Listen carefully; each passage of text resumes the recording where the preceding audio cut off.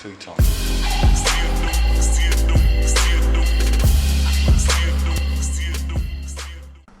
What's happening, YouTube? It's your boy K Mega 405 live from the 405, where I'm just your regular gamer talking to the intelligent gamers out there. And yeah, man, it's been a minute since I played 2K. It's man, since The Witcher 3 first came out. So yeah, that's the last time. So I just wanted to hop on, jump online, and see what my skills were. And this is why 2K is so amazing to me, is because you gotta play reps. You know, you gotta kind of run to just keep your skills up to par. And man, you know, that's why I love it. But man, I'll talk about 2K, Madden, FIFA here in another video. But right now I want to talk about all the stuff that's going on with the nitpicking after Gamescom. You know, it should be where Microsoft should just be getting their props. You know, great games. You know, the gaming lineup is going to be solid this year and next year. You know, the DVR, you know, which I don't really care. I mean, I got a DVR on my cable box, so it's not something that I'm really interested in. But hey, you know, there's a lot of people that watch more television than I do, so hey, that's pretty cool. All right, but just the show itself, it was action-packed. It was showing games. An hour and a half, just like E3. Games. And they showed a little bit of the HoloLens. What are we complaining about? I'm really asking myself, hey, what if this was Sony that had this same show at Gamescom instead of Microsoft, and wonder what the reaction would be? I think we all know what the reaction would be. It would be the greatest thing ever. And then the talk of what's this new talk's been coming up about how the PlayStation 4 is comparable to the PlayStation 2. And I remember when I was first hearing it from Hip Hop Gamer about how he was comparing the PlayStation 4 to the PlayStation 2, and I kind of frowned up like, whoa, wait, slow your roll, bruh. For this reason alone, I mean, you know, the PlayStation 4 is nothing to, you know, to frown at. It's a cool system, but man, the PlayStation 2 and the PlayStation 1, and I've made this known to anyone and everyone that the PS1 is my favorite system of all time. I love my X1, and I feel that the X1 is the better system for this generation, hands down. There's no doubt about it, in my opinion. But my overall favorite system is the PS1, and you're trying to compare the PS4 to the PS2 and the PS1? Get out of here with that garbage. PS1 was started me playing RPGs.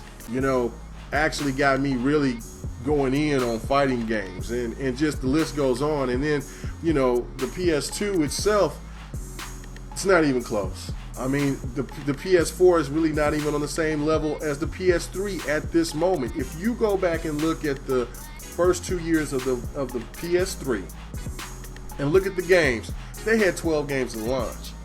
They had games like Resistance. They had games like Gundam Crossfire. They had, kind of think again, there was Ridge Racer 7. Man, there was a game called Genchi. There was then also you had the multi-plat. You had, you know, Call of Duty 3, things like that. But then the next year after that, you had Ratchet and Clank. You had Uncharted, the first Uncharted. That lineup right there, what I just crushed everything else that PlayStation 4 has even thought about coming out. Really, you're going to compare Until Dawn to Nathan Drake? Or this year's best PlayStation 4 game to date, and that's Bloodborne, to the original Nathan Drake? Come on now. To Resistance, that's a cold ass game. But anyway, I'm just saying that's really crazy to me. That's really crazy to me. So now I think people need to pump their brakes on giving that high praise because of the sales numbers, because it's just the second year and no telling what's going to happen by year 5. And I really do think that by that time that the gap is narrowed. If not, the X1 will be probably ahead, just because of the innovation that's been going on, and it started right now. And I'm really trying to understand, why is there so much nitpicking? I mean, you was hearing all about how the cloud wasn't real from other YouTubers, and then now here comes the damage control about that multiplayer is the only thing you can get all this destruction from, and not the campaign.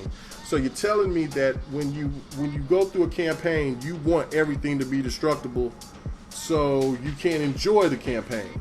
What's the point of having a campaign if you're going to have all that destruction? If every building is going to blow up, you can't fight a boss, you can't do anything, just blow the building up. I mean, what's the point of having a playthrough if you just go through a building and just go through the game and blow everything up? That's just silly. Then the nitpicking about the duplicates that were in a picture about the backwards capability games. It wasn't all the 100 games. It was like maybe 30 or 40. Look, we all know if Microsoft does not come with 100 titles by the time that the backwards capability is introduced to everybody's Xbox One, it will be everywhere. I mean, it's just like the talk when they were saying that the X1 was this big VCR. So not only we're gamers, now we're home designers. I didn't know that was important. I mean, I don't care how big it is, as long as it's not giving me the red ring of death or the blue ring of death, or it sounds like a jet engine, I'm not really too worried about it. So I think all the sins of 2013 is getting slowly washed away, but they keep just trying to bring it back to try to remind us that the system that they want to win, it might not at the end. I don't know. I'd like to hear your thoughts about it. This is your boy K Mega45. Like, subscribe, share. Appreciate everybody that watches my videos. Hey, like to rehear your comments, negative or positive. It really doesn't matter. I just like to get the feedback. All right, take it easy. God bless. Peace. We too hard to be crushed, too gone to be stuck, too fly to be touched, too much to be us. So we just let them do they thing, cause we something like the A-team, and I ain't talking about they team.